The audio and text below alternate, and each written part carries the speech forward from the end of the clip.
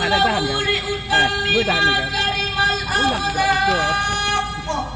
Wassalatu wassalamu ala khairil makhluqat Sayyidina wa maulana Muhammad wa ala alihi wa ashabihi ila yaumil talaq. Amma ba'd. Ayo Bengo. Pertama-tama marilah kita bersama-sama memanjatkan segala puja dan setinggi puji kepada Allah Ta'ala wa Jalla King of the King. Allah Subhanahu wa Ta'ala telah menciptakan langit dan tiang, daratan, lautan yang terdampar luas, gunung menjulang tinggi, sehingga menghancurkan singgasana kesombongan jagat raya. Salawat serta salam marilah kita hibahkan kepada ruh junjungan alam, yakni Nabi besar Muhammad sallallahu alaihi wasallam, dan kepada keluarga sahabat beliau yang telah rela memandikan darah, berselimutkan pedang demi tertegaknya kalimat thayyibah. La ilaha illallah, la ilaha illallah, la ilaha illallah, Muhammadur Rasulullah.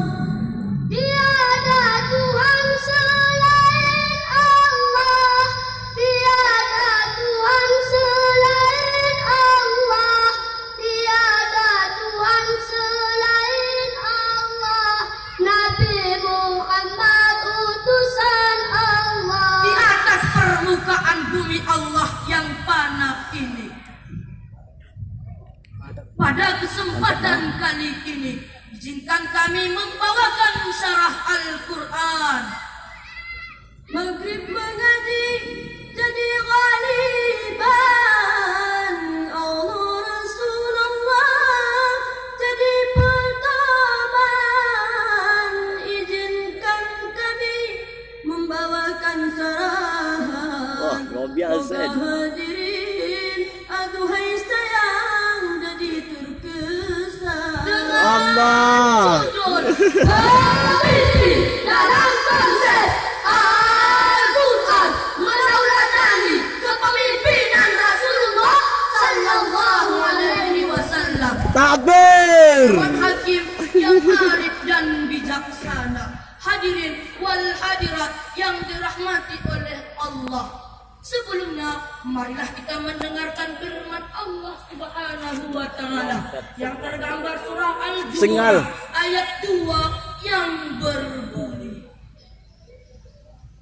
A'udzu billahi minasy syaithanir rajim.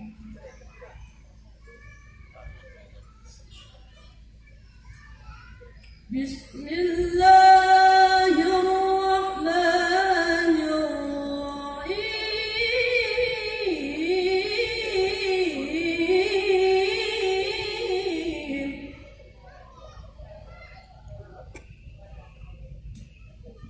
Huwallazi ba'atha fil ummiyina rasulan. Ya.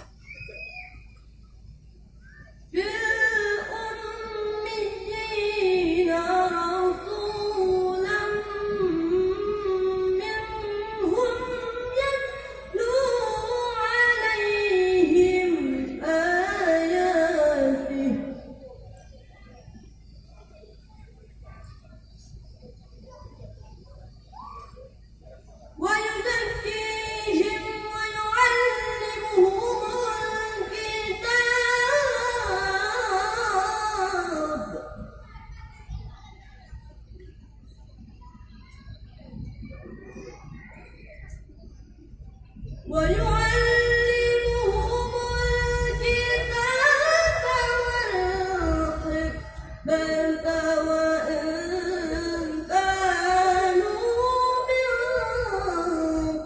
فضل في ضلال مبين Allah. Allah ya Allah, bisa. Aku berlindung kepada Allah dari godaan syaitan yang terkutuk. Allah. Dengan menyebut nama Allah yang Maha Pengasih lagi Maha Penyayang. Dialah Allah yang mengutus kepada kaum yang buta huruf seorang rasul di antara mereka yang membacakan ayat-ayatnya kepada mereka, menyucikan jiwa mereka dan mengajarkan kepada mereka kitab dan hikmah. Padahal sebelumnya mereka benar-benar dalam kesesatan yang nyata. Masa muda adalah masa yang berharga. Keindahan masa muda dihiasi dengan fisik yang sempurna. Berjalan masih cepat, pemikiran masih cepat, pendengaran masih akurat, kulit indah, mata ganteng dan mengkilat. Walaupun banyak ceramah, tak apa-apa. Masih ada apa kita katakan terdekat. Ma'asyiral muslimin, Allah. wal muslimat, ayyuhal mustami'in, ayyuhal mustadat, wallahil hukama al-hijrah. Menurut Dr. Muhammad Sulaiman Al-Asqari dalam Jubdah At-Tafsir min Fathul Qadir Al-Amin, maksudnya kondisi bangsa Arab yang sebagian besar bukan hanya tidak tahu membaca dan menulis, tetapi tenggelam dalam kehidupan jahiliyah secara total. Keburukan merajalela dalam bidang sosial, mabuk-mabukan dalam bidang pemerintah, etis golongan yang dikedepankan dalam bidang hukum, muncullah law of the jungle. Hukum rimba jadi peradaban.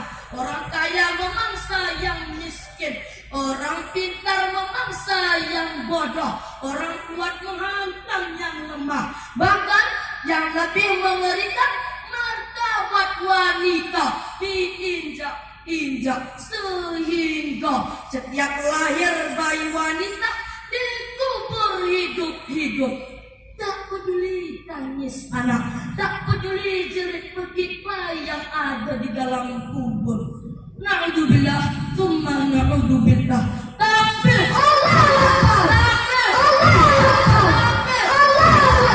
dalam kondisi seperti itu, Rasulullah Sallallahu Alaihi Wasallam tanpa sesosok kepemimpinan mengemban 4 misi. Yang pertama, misi tilawah, yaitu membacakan ayat Al-Quran, baik ayat Qur'aniyah maupun kauniyah. Yang kedua, misi tasbih, yaitu membersihkan segala bentuk kekufuran. Yang ketiga, misi ta'lim, yaitu mengajarkan Al-Quran sebagai pedoman reformasi. Sebab Al-Quran buku petunjuk yang dapat mengubah manusia menuju kebahagiaan. Yang keempat, misi hikmah, yaitu menampilkan sunnah wal jamaah. Hadirin, Ya. tersebut merupakan strategi pembangunan Rasulullah Sallallahu Alaihi Wasallam yang terbukti berhasil membangun dan membentuk peradaban manusia sedunia. Namun hadirin, dan hanya dengan gerakan di negeri kita ini, kita lihat konsepnya setinggi langit, naungannya menggema kemana-mana, tetapi hasilnya entah kemana. Kenapa sedemikian? Ini disebabkan krisis figur di era reformasi ini. Bukan figur-figur pembangunan sejati yang muncul, tetapi yang menjamur adalah oknum-oknum. Pemimpin yang haus kursi, karena jika pembangunan kehilangan figur, tak ubah kehilangan figurnya, tak tahu arah kemana ia harus melangkah. Industri yang dicita-citakan, destruksi yang disarankan, pembangunan tinggal landas yang dicita-citakan, tetapi tinggal kandas yang disyaratkan. Akhirnya tetap dalam justifikasi Allah, tetap dalam kesesatan nasional multidimensional. Hadirin rahimakumullah, Abu A'la Al-Maududi dalam The Prophet Islam mengatakan bahwa Nabi Muhammad sallallahu alaihi wasallam adalah satu-satunya contoh terlengkap. Semua keunggulan terdiri pada diri seorang. Demikian pula hadirin, kebesaran beliau dapat dibuktikan dalam sejarah bahwa beliau hidup keadaan miskin secara total. Allah Subhanahu wa taala menawarkan berbagai kehidupan material, harta, tahta, wanita, bahkan jabat luhur siap dijadikan emas permata. Namun hadirin, beliau menjawab, "Idza rabbi law adil min ummati finnar." Kalau sedemikiannya Tuhanku, apapun yang Engkau berikan kepadaku, tidak satu pun yang menyenangkan hatiku. Kalau satu saja daripada kalangan umatku masuk ke dalam neraka. Hadirin yang dicintai oleh Allah Subhanahu wa taala, ini bukti sikap pemimpin yang berorientasikan umat. Namun hadirin, kalau sebaliknya pemimpin yang hanya mengatasnamakan rakyatnya, tetapi tidak berorientasikan rakyat, di depan rakyatnya dia menjanjikan janji yang manis, dia melakukan lagu yang mesra, tetapi di belakang rakyatnya dia tak segan-segan menjanji dan menghisap darah rakyatnya.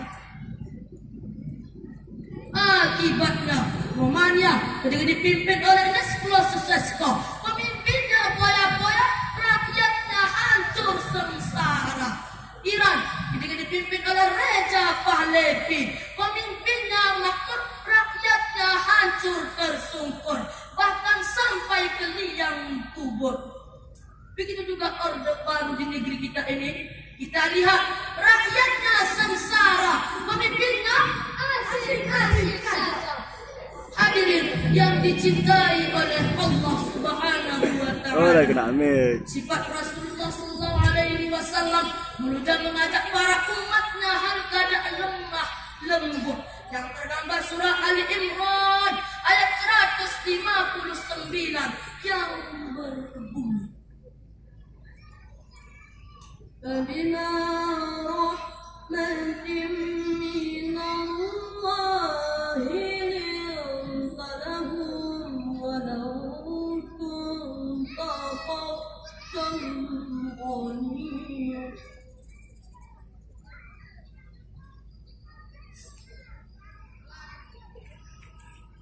Walau kunta faddan ghalidhal qalbi lanfaddu min hawlik.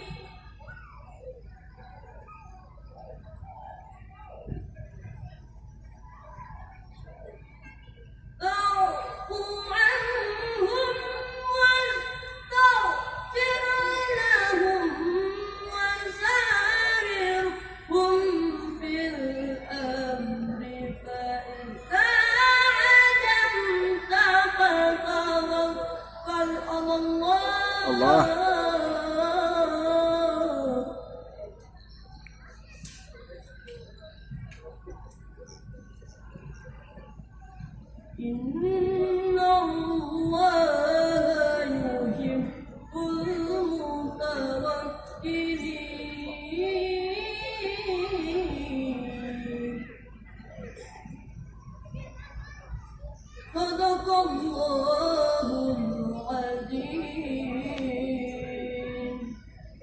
Maka disebabkan rahmat Allah, engkau Muhammad berlaku lemah lembut terhadap mereka. Sekiranya engkau berlaku keras lagi berhati kasar terhadap mereka, tentulah mereka akan menjauh dari sekelilingmu. Karena itu, maafkanlah mereka, mohonkanlah ampun kepada mereka, dan bermusyawarahlah dengan mereka dalam urusan itu. Apabila engkau telah membuat tekad, maka bertawakallah kepada Allah. Sesungguhnya Allah mencintai orang-orang yang bertawakal kepadanya. Maha benar Allah atas segala firman-Nya. Ma'asyiral muslimin wal muslimat, Ayuhal hadirin, ayuhal hadirat, wala hadilatil hukama as-suhada. Dari uraian di atas dapat kita ambil kesimpulan bahwa marilah kita memilih pemimpin yang berorientasikan umat, dan jangan sesekali kita tergoda dengan harta tahta, karena hal tersebut hadirin perubahan yang sementara. Jadi pemuda tanpa kekasih cukup sekian, terima kasih.